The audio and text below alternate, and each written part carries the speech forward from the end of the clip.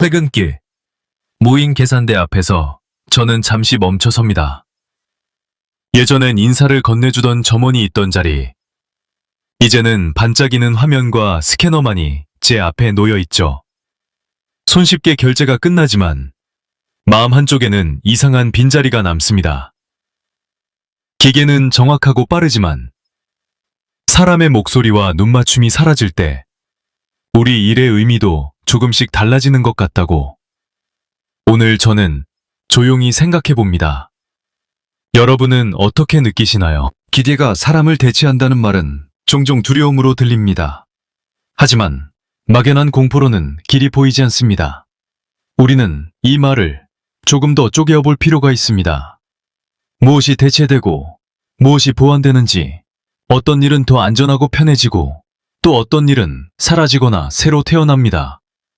편의점의 계산, 은행 창구의 기본 업무, 병원 접수나 약국 조제 안내 같은 반복적인 절차는 화면과 센서로 옮겨가고 사람은 설명과 공감, 책임 있는 판단 같은 대면 영역으로 이동합니다. 이 이동이 빠르게 느껴질 때 불안은 커집니다. 그래서 오늘의 이야기는 속도를 늦추고 풍경을 또렷이 보려는 작은 시도입니다. 여러분도 잠시 발걸음을 늦춰보시겠어요? 여기서 말하는 기계는 로봇 탈과 키오스크만이 아닙니다. 휴대폰 속 상담 챗봇, 공장에서 일정을 최적화하는 소프트웨어, 문서를 읽고 요약하는 인공지능까지. 눈에 보이지 않는 자동화가 우리의 시간표를 조용히 바꾸고 있죠.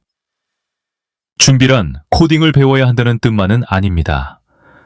새로운 절차에 익숙해지는 일, 디지털을 불편하지만 해볼 만한 것으로 받아들이는 태도, 그리고 가족과 이웃이 서로 도와 적응하는 작은 연대까지 모두 포함됩니다. 여러분은 오늘 하루 어떤 변화와 마주하셨나요? 이제 막 불안을 풀어놓았으니 다음 걸음은 사실을 확인하는 일입니다. 한국과 세계의 실제 흐름과 수치가 무엇을 말하는지 그 온도를 차분히 살펴보겠습니다. 공장 구내식당 창가에선 로봇 팔이 켜질 시간을 알리는 붉은 불빛이 천천히 들어옵니다. 한국은 제조업 비중이 크고 자동화 투자가 활발한 나라라 산업용 로봇 밀도에서 세계 최상위권을 오랫동안 유지해왔죠. 그 사이 소매점의 무인 계산대, 물류센터의 분류 설비, 콜센터의 챗봇까지 보이지 않는 자동화가 생활 속으로 깊이 들어와 있습니다. 숫자가 말해주는 흐름은 분명합니다.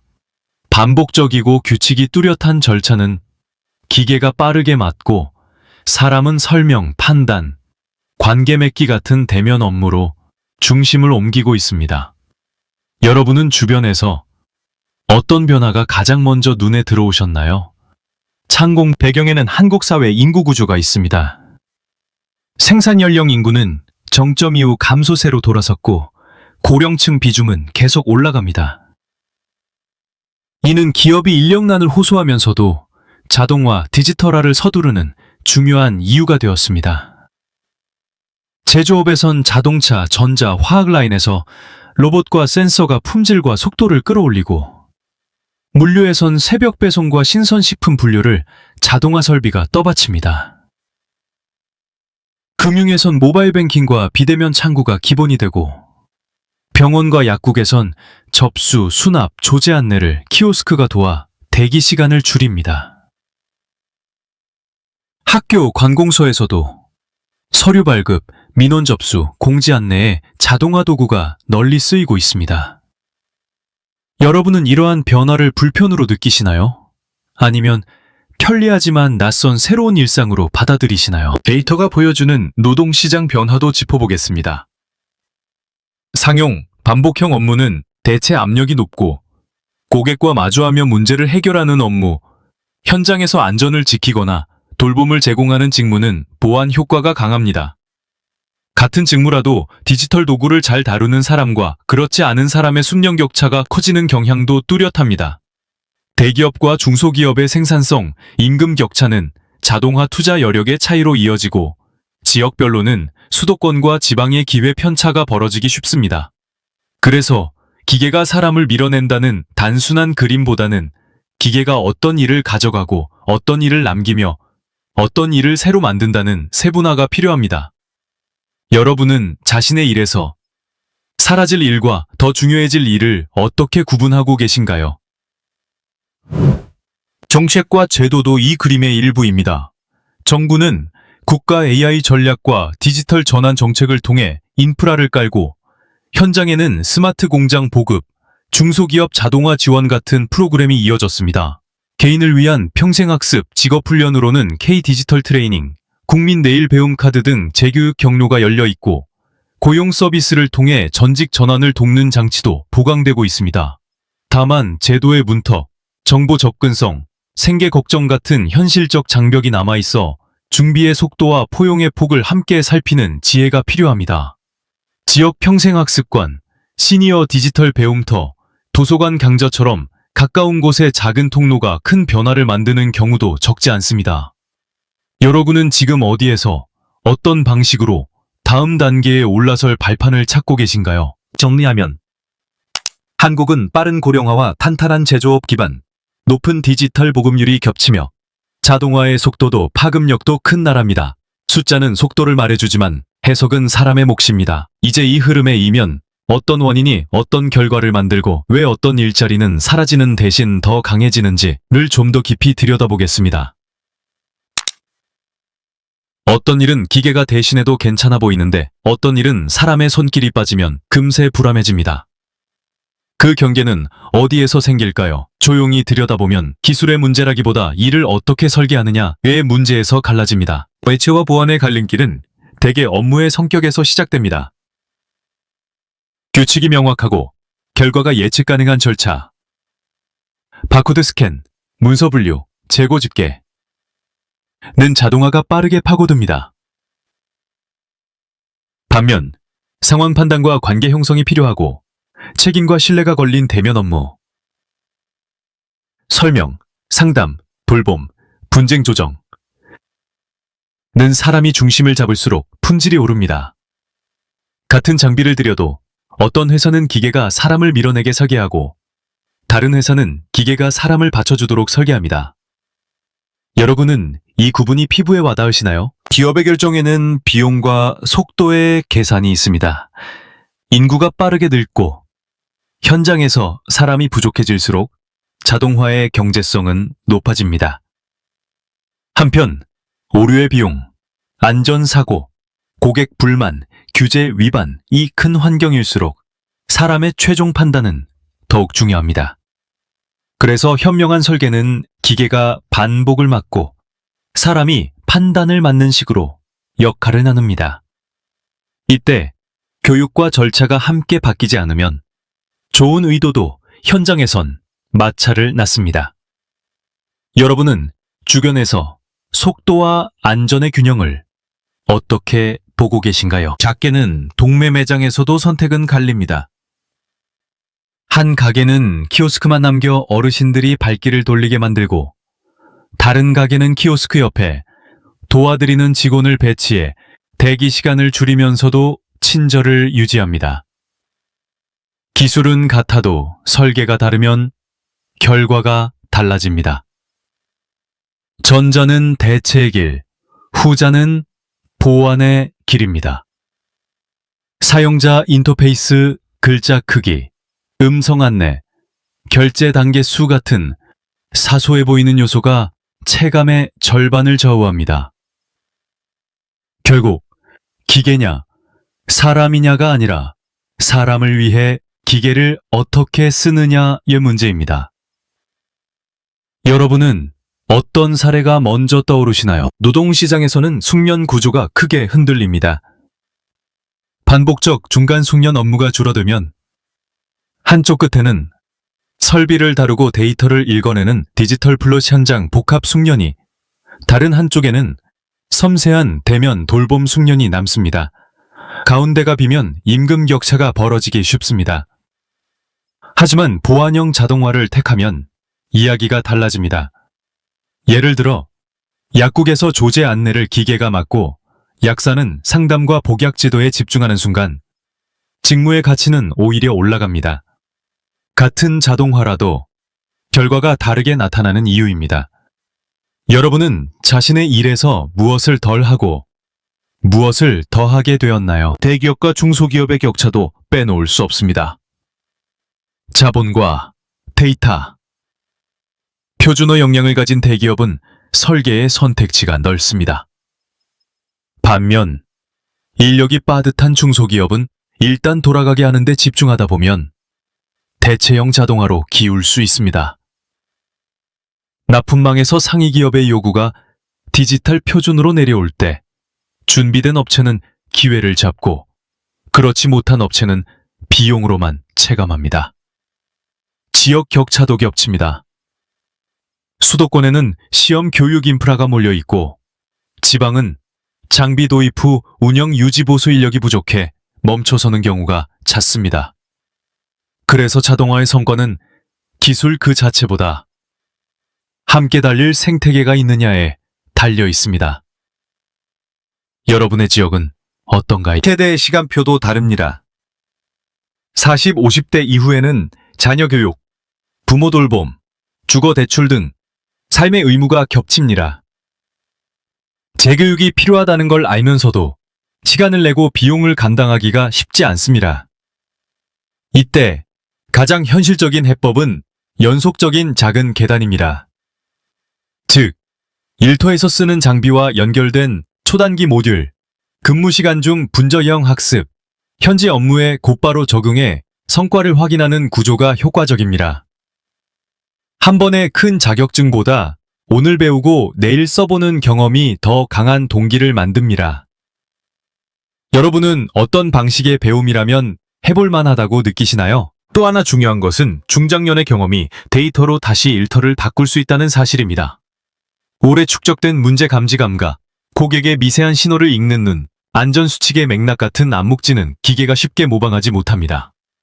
이 경험을 절차와 매뉴얼, 경고 규칙, 교육 콘텐츠로 변환할 때 사람은 단순 작업자에서 업무 설계자로 이동합니다. 멘토링과 디지털이 결합하면 숙련 전수가 빨라지고 품질의 편차가 줄어듭니다. 결국 기술이 사람을 약하게 만드는 것이 아니라 사람의 축적된 지혜가 기술을 더 유익하게 만듭니다. 여러분은 자신의 경험을 어떻게 다음 세대의 도구로 바꿀 수 있을까요? 전환기의 안전망도 함께 작동해야 합니다. 실직 전직 위험을 줄이는 고용 유지 장치, 재직자 대상의 맞춤형 훈련, 일정 기간 소득을 메워주는 제도와 생활비, 학습비의 병행 지원이 있어야 배움으로 옮겨갈 용기가 생깁니다. 특히 영세 자영업자, 특수고용 플랫폼 종사자는 보호의 그늘이 얕습니다. 디지털 주문 결제 시스템이 들어와도 수수료, 광고비 구조를 혼자 감당하면 체감 이익은 적습니다. 지역 상권 단위의 공동 도입, 공용 교육 상담 창구, 데이터 공동 활용 같은 연대형 전환이 필요한 이유입니다. 여러분 동네에는 함께 배우고 실험할 수 있는 공간이 있나요? 자동화의 질도 중요합니다. 나쁜 자동화는 감시를 강화하고 숫자만 쫓게 하며 업무를 쪼개 인간을 소모품처럼 다뤄 스트레스를 키웁니다. 반대로 좋은 자동화는 위험, 반복, 허들의 일을 덜어주고 사람을 더 안전하고 존엄하게 일하게 합니다. 이를 가르는 세 가지 원칙을 제안해 봅니다. 첫째, 더 안전할 것. 사고와 과로를 줄일 것. 둘째, 더 의미 있게 할 것. 설명, 판단, 관계가 일의 중심으로 오게 할 것. 셋째, 더 포용적일 것. 연령과 숙련의 차이를 고려해 누구나 쓸 수 있게 만들 것. 여러분은 이 세 가지가 현장에서 지켜지고 있다고 느끼시나요? 현장에서 점검할 간단한 틀도 유용합니다. 저는 이를 4T라 부르고 싶습니다. 태스크, 무슨 일을. 툴, 어떤 도구로. 팀, 누가 함께. 타임, 얼마나의 학습 적응 시간으로 입니다.